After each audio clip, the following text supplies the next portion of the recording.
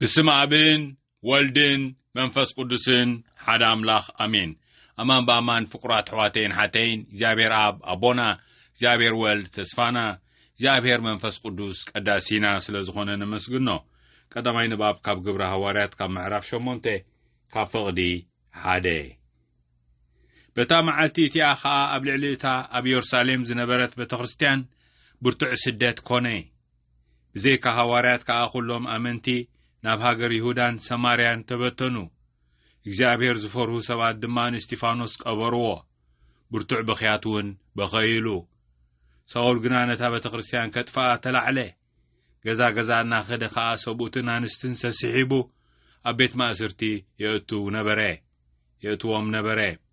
እቶም ዝተበተኑ ሰባት ግና ቃል እግዚአብሔር እናሰበኹ ኸዱ ፊልጶስ ከዓ ናብ ሓንቲ ከተማ ሰማርያ ወሪዱ ብዛዕባ መሲሕ ሰበኸሎም እቶም ህዝቢ ነቲ ፊልጶስ ዝገበሮ ትምህርቲ ምስ ሰምዑን ምስ ረአዩን ሓቢሮም ናብቲ ንሱ ዝዛረቦ ዝነበረ አቕለቡ ምክንያቱ ካብ ብዙሓት ሰባት ርኩሳት መናፍስቲ ብዓብዪ ድምፂ እናጨደሩ ይወፁ ነበሩ ብዙሓት ድኑሳትን ሓንካሳትን ከዓ ይሓውዩ ነበሩ ኣብታ ከተማ እቲኣ ድማ ዓብዪ ሓጎስ ኮነ ካብ መዝሙር 66 መዝሙር ውዳሴን ምስጋናን ኣብ ኩላ ምድሪ ዘለኹም ህዝቢ ንኣምላኽ እልል በሉሉ ንኽብሪ ስሙ ዘምሩ ልዑል ምስጋና ከዓ ሃብዎ ንኣምላኽካ ግብርታትካ ክንደይ ዘገርም እዩ ስልጣንካ ዓብዪ እዩ በዚ ድማ ጸላእትኻ ብፍርሃት ይሰግዱልካ ኣብ ምድሪ ዘለዉ ኩሎም ይሰግዱልካ ምስጋና ይዝምሩልካ ንስምካ መዝሙር ምስጋና ይዝምሩልካ በልዎ ኣምላኽ ዝገበሮ ክትርእዩ ንዑ እቲ ኣብ ማእከል ደቂ ሰብ ዝገበሮ ዘገርም እዩ ንባሕሪ ናብ ንቁጽ ምድሪ ለወጦ ኣቦታትናን ወሓዚ ባጋሮም ሰገርዎ ሽዑበቲ እግዚአብሔር ዝገበሮ ተሓጐስና ብስልጣኑ ንዘላለም ይገዝእ ብዒንቱ ድማ ንህዛብ ይዕዘቦም ዓለወኛታት ርእሶም ኣይልዕልሉ ኣቱም ህዛብ ንኣምላኽና ኣመስግንዎ ድምፂ ውዳሴኹም ይሰማዕ ንሱ ብህይወት ኣንበረና ኣጋርና ከንደላሃፃውን ኣይፍቀደን ወኣምላኽ ብፈተና ኣሕለፍካና ብሩር ብሓዊ ከም ዝኹላዕ ብፈተና ኾላዕካና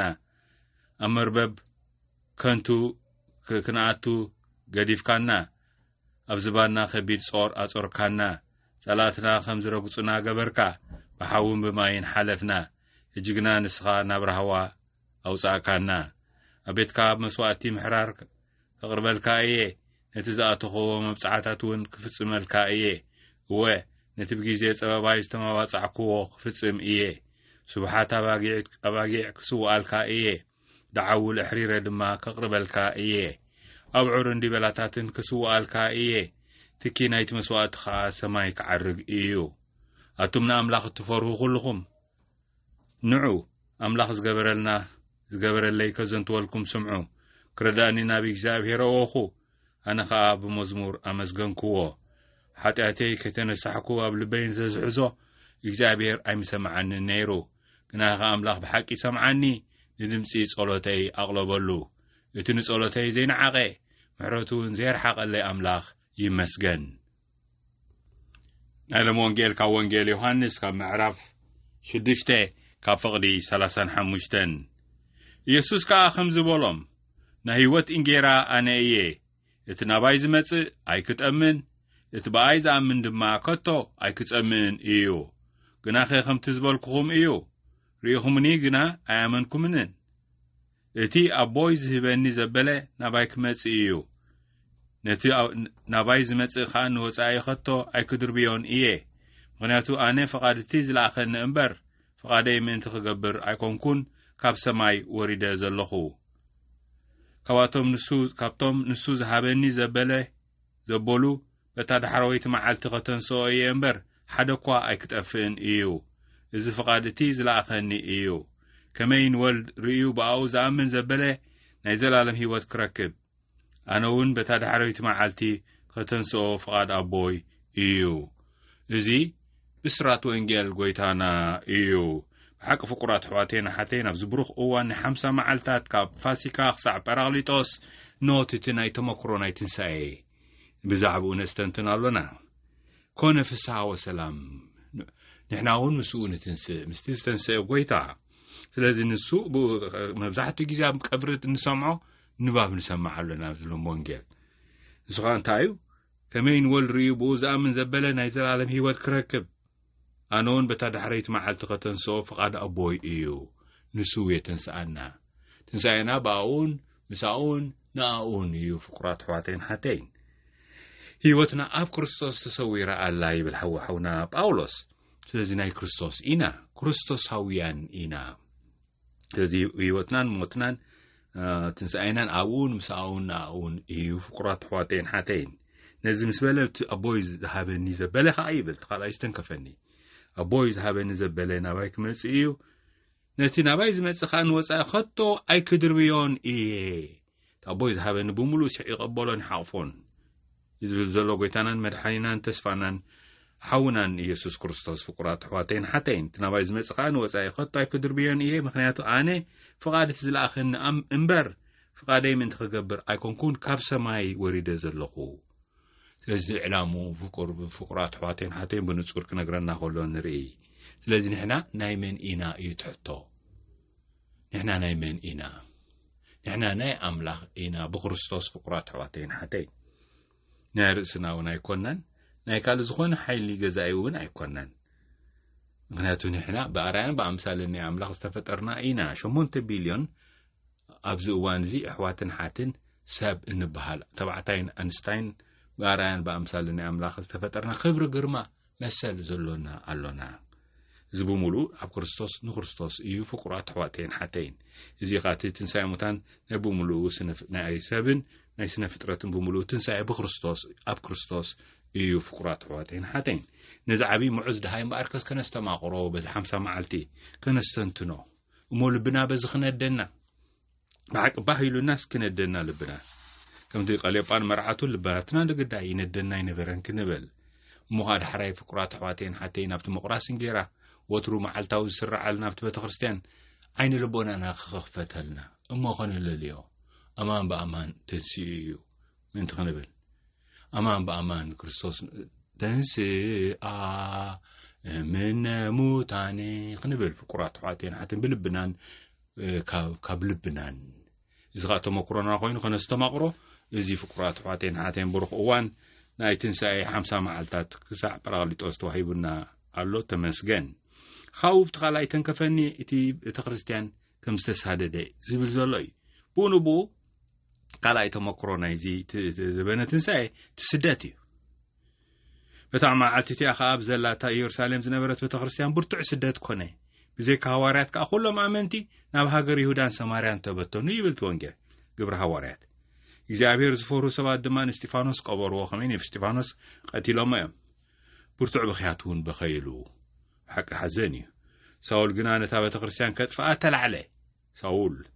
ገዛ ገዛ እናኸደ ከዓ ሰብኡትን ኣንስትን ሰስሒቡ ኣብ ቤት ማእሰርቲ ይእቱ ነበረ ስለዚ እቲ ትንሳኤ ሓደ ባህሪኡ ምስቲ ዘሎ ዘይተንስኤ ዝጋጮ እዩ ዘይተንስኤ ዳንታይ ኣሎ ቁጠባዊ ፖለቲካዊ ማሕበራዊ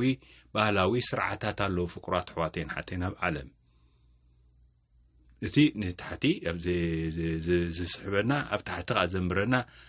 ሓጢኣት እንብሎ እከይ እንብሎ ስርዓታት ኣሎ ፍቁራት ኣሕዋተይ ገፋዒ ስርዓታት ኣለዉ ኣብ ዘበናት ዝተሃንፅዮም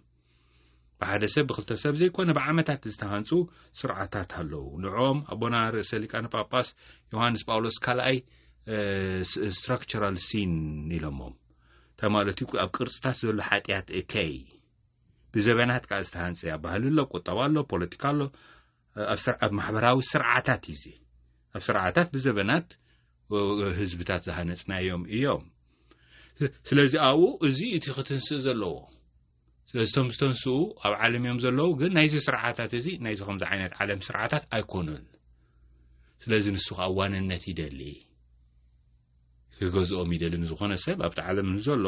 ስርዓት ዓለም ናይ ቁጠባ ናይ ፖለቲካ ናይ ሃይማኖት ናይ ባህሊ ናይ ማሕበረሰብ እዚ ከኣስር ዝደሊ ስለዚ ንዕኡ እዩ እቲ ስደት ብኡ ዝመፅእ ስደት እዩ ሽዑ ናይ ሓቂ ስደት ነይሩ እጂ ከዓ ናቱ ተፃኢ ኣሎ ከምኡ ዝመሳሰል ተፃኢ ኣሎ ንላዕልን ንቅድሚትን እንተዳ ኮይኑ እቲ ትንሳኤ ወትሩ ንታሕትን ንድሕሪትን ዝስሕብ ሓይሊ ኣሎ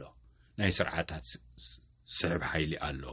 كم زدهرو ياي زحراين تحتن ندحريتن تراي كنطمت نحنا جن مدراويان أيكونن فقرات حواتين حتى ندحريتن نتحتن أيكونن ناتنا نقدميتن نلعلن إيو مستخلصتن سي كريستوس قويتا هي أو كريستوساويان فقرات حواتين حتين سلازي تسدد كجمرن كولون ريو تمستبتون خايبن تمستبتون سبات جنا نتقال أملاخ الناس بخو خدو أبت مجد الناس بخو يوم كيدم فيليبوس فينا حنت ختم سماريا وريلو بزعبة المسيح سبخ الله مزعة كريستوس يتمسيح تمهزب خانت فيليبوس قبرات مرتريوم حبيرم نتزاربو زنبرة أغلبو مساتون عبي حوس كوني أبتقتماتي عيبل عبي حوس كوني كما يتوانجل باتا وانجل إيو كما تأبونا رسالي كان باباس فرانشيسكو صحفوا لنا تقدامي جاء عواديت ملغتهم باتا